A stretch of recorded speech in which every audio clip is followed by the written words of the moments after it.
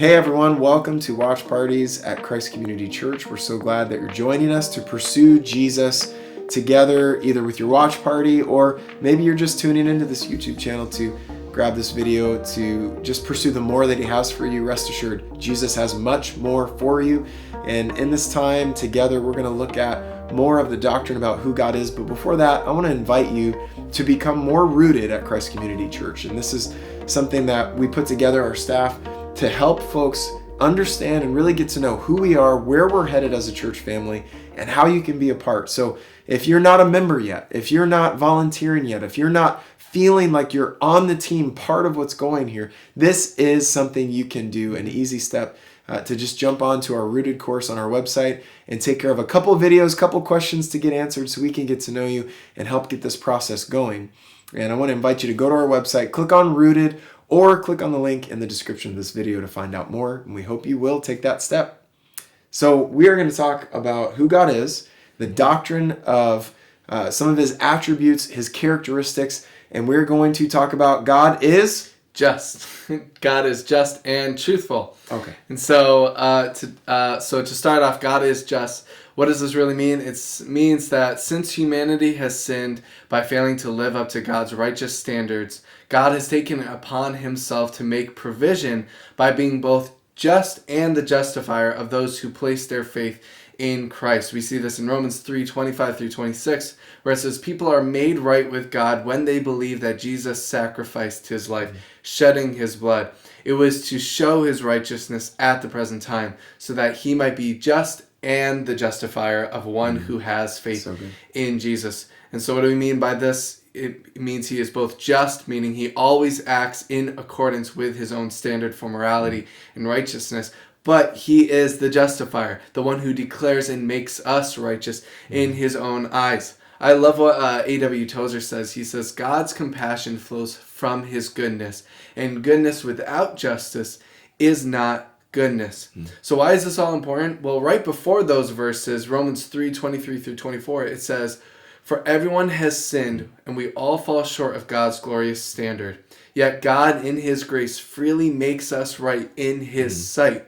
And so it is eternally important to know that we all fall short and only Jesus corrects our righteousness. And that's why he is just. It's not our view or the world's view of getting even with someone. He saw it just to place himself for something that we could not live up to so that we could be made righteous again. Man, we are getting to some gospel tonight. If it's today, tonight, this morning, good night, whatever it is, we are getting into some gospel truth here. Yeah. And we're talking about God is just. Yep. And now we're going to shift to God is truthful. But the honest theme here is that there's not much of either one of these things in our world today. There's not much of really true, good justice happening in the world. There's not much of good, honest trustworthy truth. And so God is just, God is truthful. We're going to shift to that now. What does it mean that God is truthful? God presents things as they really are.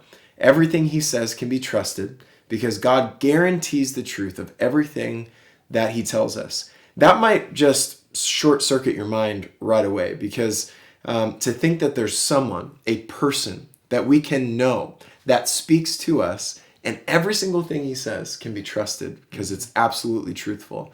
I think that's a pretty big mountain to climb mentally, emotionally, intellectually. But this is the doctrine that we believe and we strive to believe, and we continually ask the Lord to renew our mind to believe this truth about who he is. Hebrews 6:18 and 19 says, God has given both his promise and his oath. These two things are unchangeable because it's impossible for God to lie.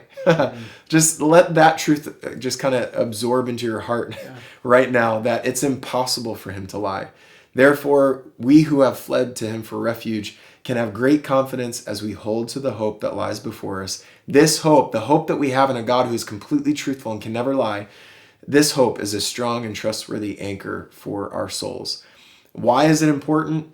It's really because of the last little bit of the verse that I just read. We need an anchor for our souls.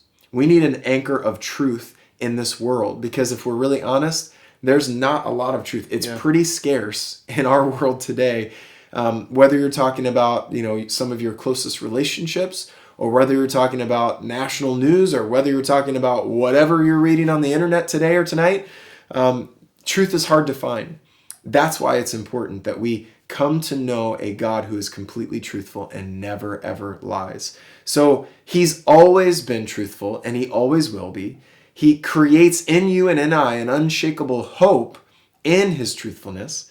He transcends everything else that sounds true in the world. And ultimately, that is what deception is. It's something that appears to be truthful, and it's not. And we need to be on guard in our hearts to not be deceived, but to be anchored to his truth, like an anchor holding you safely in the storms of whatever might happen around you, or in your family, or at work, or at school, or whatever might take place. His truth and who he is as a truthful, truly truthful God is like an anchor for your soul. He is truth. And so we're going to jump into some great discussion, as you can imagine, from these attributes of God that we discussed. In just a minute, you're going to have the opportunity to dig into some of these questions and just go after this more together with your watch party, or maybe just by yourself in some introspection, or just having a conversation with the Lord. Yeah, so I hope you guys are really encouraged by this. I really hope that your conversations, whether you're just self-dialoguing or dialoguing with your group, that it's really fruitful. And just a final encouragement that you can trust him. You can trust his character, and trust that he is very just. So bless you guys as you go into this discussion time. And I hope you guys have a great week or weekend, and we will see you next time.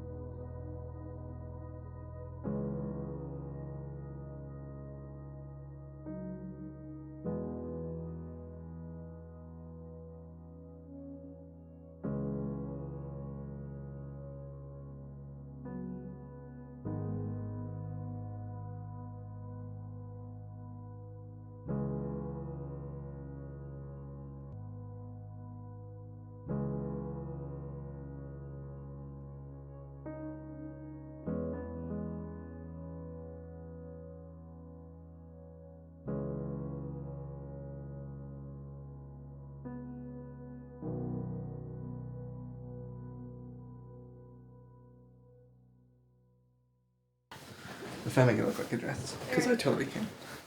Don't do that. That's really awkward. You look tiny.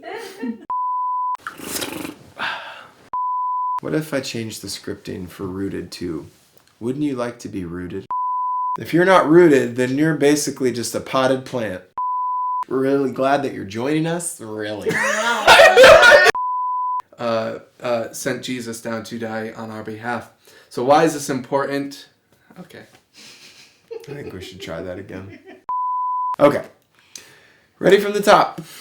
3, 2,